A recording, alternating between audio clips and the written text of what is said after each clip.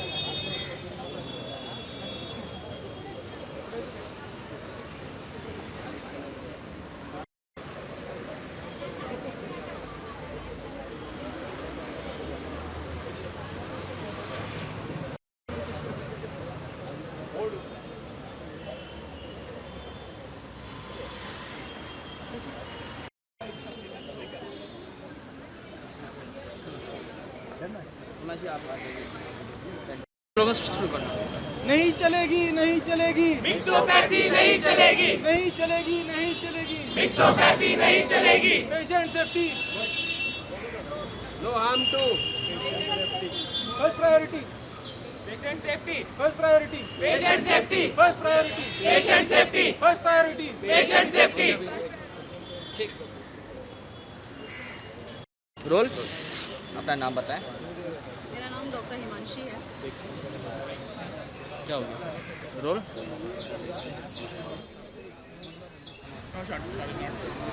अपना नाम बताएं। मेरा नाम डॉक्टर हिमांशी है। हिमांशी, प्रोटेस्ट नारेबाजी किस बात को लेकर है? किस चीज़ से आप लोग जो हैं वो सरकार से खफा हैं, बताएं। मैं बहुत ही सीधी भाषा में बताना चाहूँगी। ये हमारे जो कलीग्स हैं, BHMS डॉक्टर्स हैं, उन्होंने CCMP कोर्स किया है, मतलब मॉडर्न फार्माकोलॉजी का एक सर्टिफिकेशन लिया है उन्होंने। अब वो चाहते हैं कि उस सर्टिफिकेशन के ज़रिए वो MMC रजिस्ट्रेशन करें। MMC वो काउंसिल है जो MBBS ग्रेजुएट्स के लिए होती है। अब वो चाहते हैं कि वो हमारे साथ MBBS ग्रेजुएट्स के साथ उनका भी रजिस्ट्रेशन होना चाहिए MMC में। इस बात के लिए हम सवाल उठा रहे हैं कि इसकी क्या ज़रूरत है, क्यों करना चाहते हैं ये, और हम दो अलग अलग फील्ड्स को क्यों मिक्स करने की कोशिश कर रहे हैं जबकि उनका खुद का काउंसिल है। अच्छा, आप जैसे कितने डॉक्टर्स जो हैं, अगर इस तरीके का कोलैब होगा तो फिर इफेक्ट होंगे, ये बताएं।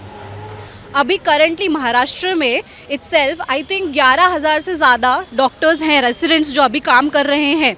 अगर उन्होंने सबने साथ में स्ट्राइक किया तो ना ही सिर्फ OPD, इवन इमरजेंसी केयर भी बहुत खारिज होगी और पेशेंट्स का काफ़ी नुकसान हो सकता है इससे। डिफरेंसेस किस बात को लेकर हैं?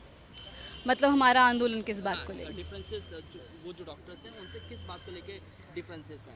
देखिए, मैं 10 साल से इस फील्ड में हूँ, 10 साल से मॉडर्न मेडिसिन की मैं तैयारी कर रही हूँ, पढ़ाई कर रही हूँ, और आज भी मुझे लगता है कि मुझे और पढ़ने की ज़रूरत है ताकि मैं अपने पेशेंट्स को बहुत अच्छा केयर दे सकूँ, ताकि मैं उनको पूरी तरह से समझ सकूँ कि क्या तकलीफ़ है।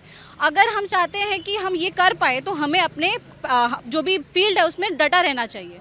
होम्योपैथिक्स जिन्होंने खुद बहुत मेहनत की है होम्योपैथी पढ़ने के लिए, 5.5 साल का कोर्स किया है, इंटर्नशिप की है, जिन्होंने खुद इतनी मेहनत की है, कई लोगों ने उसमें MD भी किया है, पर अब वो क्यों चाहते हैं कि वो मॉडर्न मेडिसिन प्रैक्टिस करें? ये चीज़ हमें समझ में नहीं आ रही है। अगर आप जो चीज़ इतने साल से पढ़ते आ रहे हो, क्या आप 1 साल में समझ जाओगे कि मॉडर्न मेडिसिन कैसे प्रैक्टिस की जाएगी? और वो कहते हैं कि हम इमरजेंसी केसेस हैंडल करना चाहते हैं। क्या इमरजेंसी केसेस में उनको समझ पाएगा कि हम जो दवाइयाँ देते हैं हमें उनका इंडिकेशन, उनका कॉन्ट्रा इंडिकेशन, कब नहीं देनी है वो दवाइयाँ सब समझता है? क्या उनको सिर्फ 1 साल के कोर्स में सब कुछ समझ में आ सकता है? तो जाहिर सी बात यह है कि मुख्य मुद्दा यह है कि पेशेंट्स के जान के साथ खिलवाड़ हो सकता है भविष्य में। आप लोग इस बात को लेकर जो है वो डरे हुए हैं? हाँ बिल्कुल। अगर आप लोगों को लगता है कि ये हमें डायरेक्टली कहीं इफेक्ट कर रहा है, नहीं, लोगों का कहना है कि हमें लगता है हम डर गए हैं उन लोगों से कि वो हमारी सीट्स ले लेंगे। ऐसा सच नहीं है।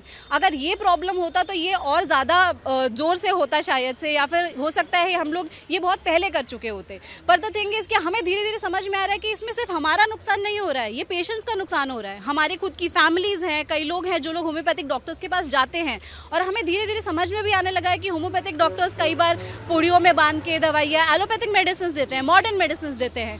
अब ये ऐसा लगता है कि सिर्फ एक लीगल जरिया हो गया है वही चीज़ प्रैक्टिस करने का जो लोग पहले नहीं कर पा रहे थे। कई सारी दवाइयाँ हमने प्रिस्क्रिप्शंस देखे हैं, नॉर्मल कफ कोल्ड के लिए वो लोग एंटीबायोटिक स्टार्ट करते हैं जिसकी वजह से एंटीबायोटिक रेजिस्टेंस बढ़ गया है।